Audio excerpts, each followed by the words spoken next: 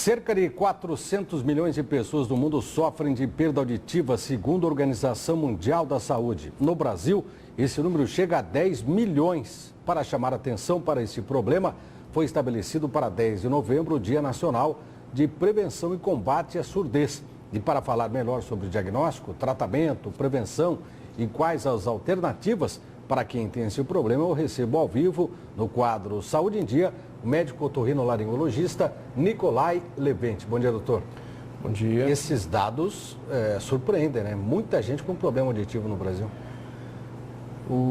Esses dados, eles corroboram uma ideia de que o problema auditivo é um problema de saúde pública, não só a nível do Brasil, mas como a nível mundial.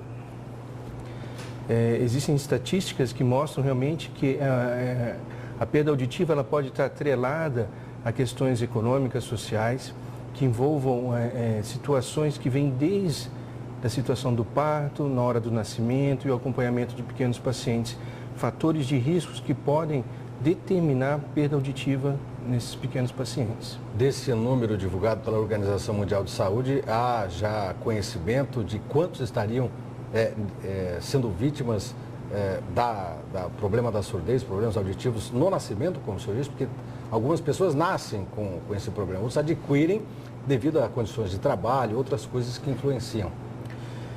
Estatisticamente, existe em torno, isso pode variar de país para país, de região para região, estatisticamente existe uma situação que pode variar até 20% de pequenos pacientes que possam nascer com problemas auditivos, excluindo as possibilidades genéticas.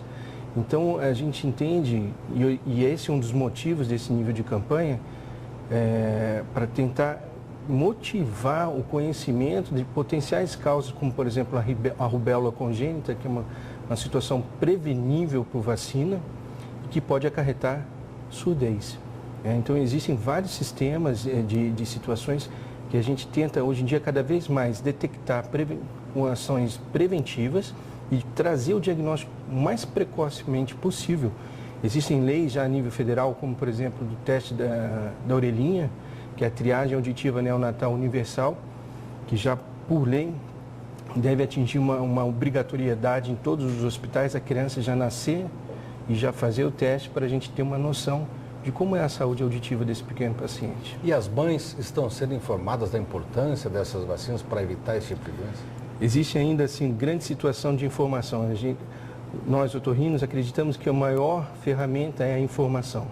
Então, dias como esse da nossa campanha, hoje vai ser divulgado grandes situações dentro desse diagnóstico.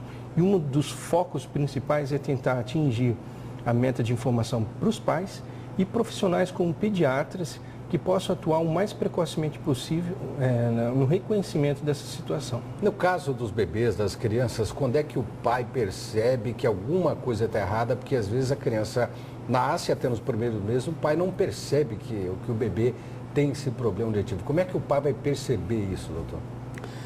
O pai e a mãe, né, lógico? Existe toda uma sequência de desenvolvimento.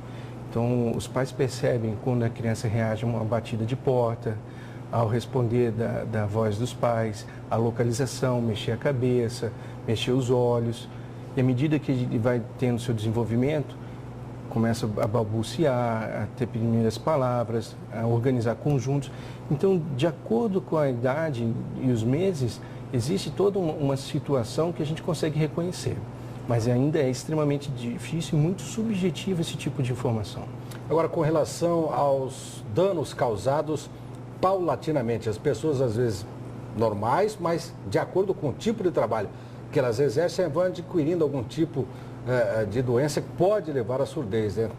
Pessoas que são submetidas a trabalhos que prejudicam a audição. Existe a perda auditiva induzida por ruído, identificam-se situações com altos níveis de pressão sonora, então isso dentro da organização de uma medicina ocupacional, nós conseguimos identificar os ambientes e classificá-los de acordo com a sua ergonomia e fazer a prevenção de risco direcionada ao risco de audição. O senhor tem dados aqui em Mato Grosso em relação a esse tipo de problema, de trabalhadores que perderam a audição por conta de trabalho? Não temos ainda dados estatísticos relevantes ou precisos que a gente possa, com certeza, colocar a par. Mas há um entendimento que existe uma subnotificação desse tipo de diagnóstico, porque esse diagnóstico da PAI ele está vinculado necessariamente à emissão de CAT, por exemplo. A questão do atendimento para esse tipo de problema, doutor, muita gente fala, eu vou procurar um otorrinolaringologista, um especialista, e às vezes a fila, a espera é muito grande. Faltam profissionais também, exemplo de outras especialidades aqui no estado? O sistema privado e o sistema de convênios, acho que já está bem organizado. Existem locais como o nosso hospital, onde nós trabalhamos, que já tem toda uma estrutura para fazer o atendimento desde a área de diagnóstico, terapia específica. Hoje em dia, mesmo para quem teve um infortúnio de ter uma surdez total dos dois lados, a gente consegue desenvolver terapias cirúrgicas como o implante coclear, que já é feito aqui em Cuiabá desde 2012 pela nossa equipe, e tem toda uma estruturação de terapia na sequência. Então, hoje em dia, falar que é surdez e a gente cruzar os braços para esses pacientes não é mais uma política. Hoje em dia, tem o que fazer por esses pacientes. Ok, obrigado pela sua presença aqui no Jornal da Manhã, pelas informações. Obrigado.